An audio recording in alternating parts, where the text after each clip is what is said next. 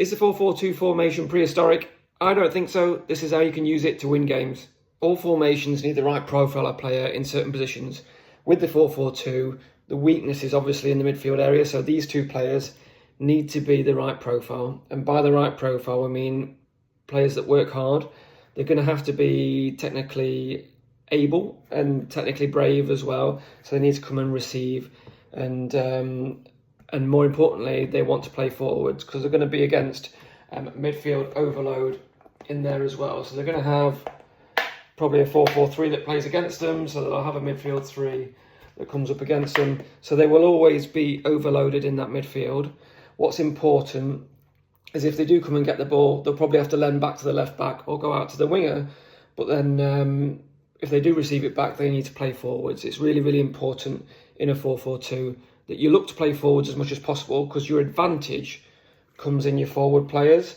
You've obviously got two wingers and two strikers, creating at least a man-for-man situation against an opponent's back line. So you want the ball to be in these areas as much as possible, either with your wingers or with your strikers running into those channels, and then that allows an out to in run from the winger as well. So there's lots of crossover, lots of nice movement that you can have from your wingers and your strikers. Starting with the fundamentals, so what we've got in a 4-4-2 is a back four, and that allows a really easy recycle of possession. So you should be able to maintain possession reasonably well, because your fullbacks should be nice and high, your centre halves will split like that. So you should be able to cycle the ball out and switch play fairly regularly.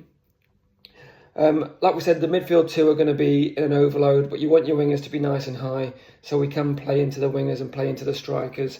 They don't want to be making straight runs. They want to be either running into the channels, and you'll probably have a number 10 that comes and receives, and that number 9 can make that diagonal run around the back of that number 10 as well when they come a little bit deeper. So we've got lots and lots of options. But as I say, the main watch out is that midfield area. So you need the right profile of player in there. They need to be able to work hard. You've probably got one box-to-box that works hard both ways. You've probably got one that's a little bit more defensive-minded. And when you haven't got the ball, you might want to think about the number 10 or one of those strikers coming in, sitting on that pivot, or certainly putting some early pressure on that pivot player. Wingers ideally should be good in 1v1 situations. You've obviously got lots and lots of width. If you can get the ball up into this front four quickly, if you've got good wingers that can beat a player, then you've got an overload, because the defender's going to have to come across and deal with that player. So a really, really good formation, just if you've got the right player.